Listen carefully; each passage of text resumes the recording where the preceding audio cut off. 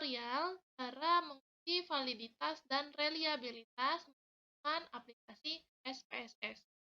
Video ini dibuat dalam rangka memenuhi tugas mata kuliah Statistik Pendidikan yang diampu oleh Bapak Dr. Nurmanza MPD.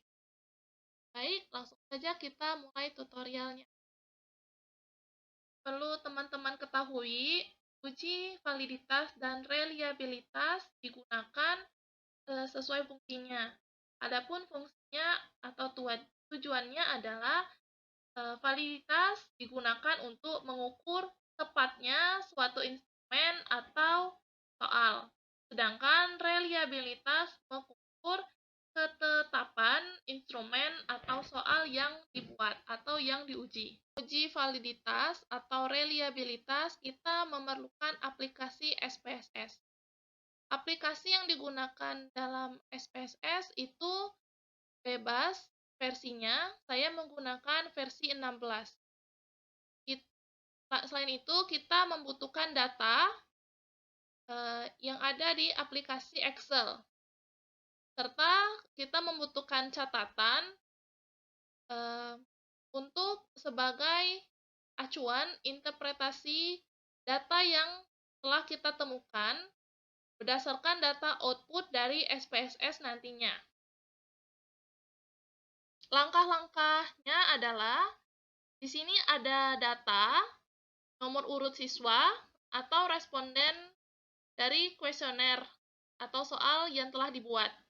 Di sini ada 25 siswa dan 20 kuesioner atau 20 soal. Kita blok dari soal 1 dan nomor siswa urut 1 hingga urut siswa nomor 25 hingga ke ujung tabel, yaitu total score. Kita klik kanan, kita copy, dan kita menuju ke halaman data view. Pertama-tama, kita harus menyiapkan data yang telah kita siapkan di aplikasi Excel sebelumnya. Di sini tercatat ada 25 siswa yang telah mengerjakan 20 soal. 5, kode 5 ini artinya siswa menjawab soal tersebut atau kuesioner tersebut benar. Sedangkan kode 0 ini mengartikan bahwa siswa tersebut salah dalam menjawab soal atau kuesioner.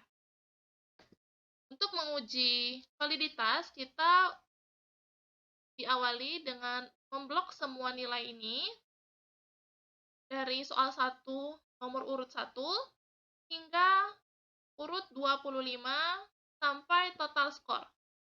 Kita klik kanan, lalu kita beralih ke aplikasi SPSS, yaitu Data View. Kita klik kanan dan klik paste. Lalu nilai-nilai yang sebelumnya ada di aplikasi Excel tadi, langsung masuk ke aplikasi SPSS. Lalu kita beralih ke bagian Variable View. Variable View ini kita harus mengubah namanya terlebih dahulu. Nomor 1 hingga nomor 20 kita ubah jadi soal garis bawah 1. Kita harus menulis garis bawah karena dalam penggunaan aplikasi SPSS ini tidak bisa menggunakan spasi. Lanjut ke nomor 2, yaitu soal 2.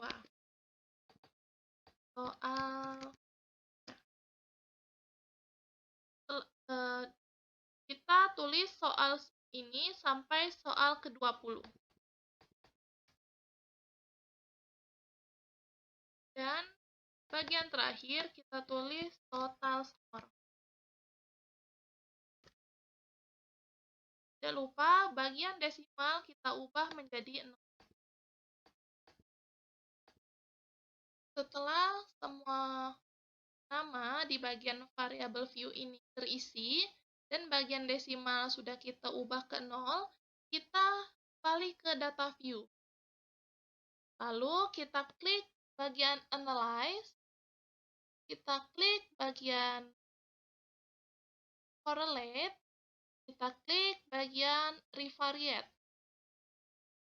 Lalu akan muncul kotak kecil, lalu kita blok semua dari soal 1 hingga total score. Kita pindahkan ke variabel. Lalu sebelum kita klik OK, jangan lupa pastikan bahwa correlation koefisiennya bagian persen itu sudah diklik dan test of significance-nya to tail sudah terklik juga. Lalu kita klik OK. Lalu akan muncul output atau laman baru berupa tabel korelasi atau correlation. Untuk melihat validitas, kita langsung ke bagian paling bawah, yaitu total score.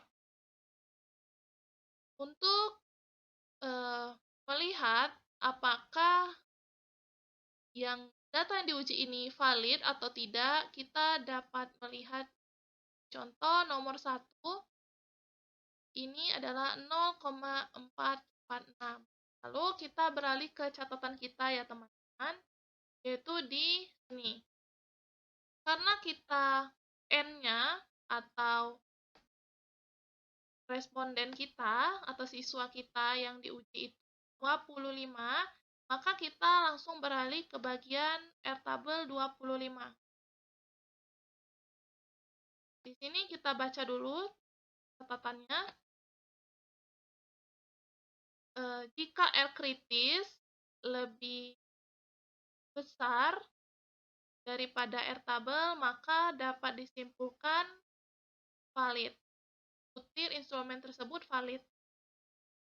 Contohnya, kita kembali ke tabel SPSS. Di sini ada 0,448. Ini karena kita menggunakan 0,05, maka kita dapat lihat di sini yaitu 0,449 lebih besar daripada 0,396. Maka butir soal 1 itu dikatakan valid. Lalu kita dapat beralih ke samping untuk melihat butir soal lain. Soal 2 dapat dikatakan valid, soal 3 dikatakan valid, soal 4 dikatakan valid, soal 5 dikatakan.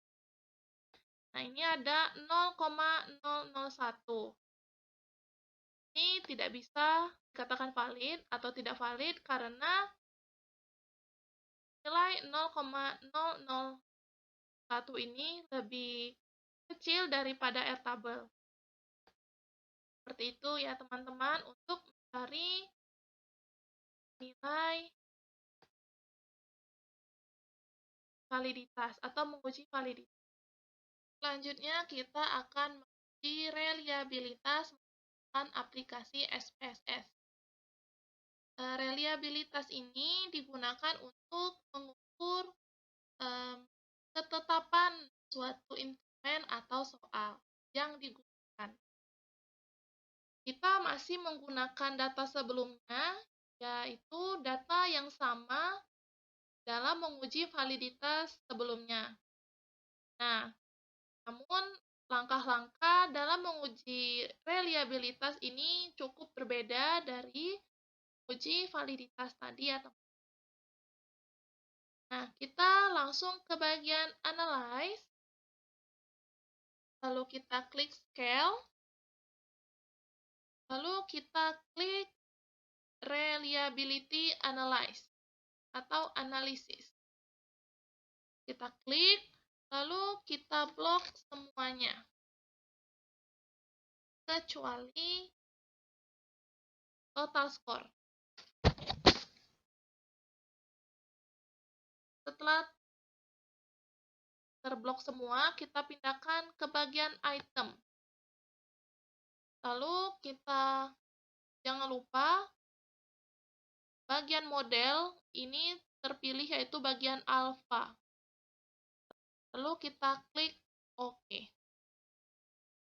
Lalu akan muncul layar output yang menampilkan data reliable atau reliability statistik. Dapat kita lihat bagian Cronbach alpha ini ya teman-teman. Nah, di sini tertulis bahwa minus 0,042. Lalu kita cocokkan dengan data atau catatan kita sebagai interpretasi data untuk melihat apakah data yang didapat ini reliable atau tidak. End of item ini merupakan butir soal yang kita uji tadi. Di sini tercatat bahwa minus 0,42. Untuk dapat dikatakan reliable, minimal nilai itu harus 0,4 hingga 0,6 hingga 0,80 sampai 1,0. Jika Cronbach alpha-nya ini minus, maka reliabilitas butir soal atau instrumen yang kita uji itu sangat rendah atau mencapai tidak reliable. Maka dapat dikatakan bahwa data yang diuji ini tidak reliable. Seperti itu ya teman. Baik, cukup sekian tutorial dari saya dalam mencari uji validitas dan reliabilitas. Semoga tutorial ini membantu teman-teman dalam mencari dan memahami bagaimana uji validitas dan reliabilitas. Baiklah, saya akhiri. Wassalamualaikum warahmatullahi wabarakatuh.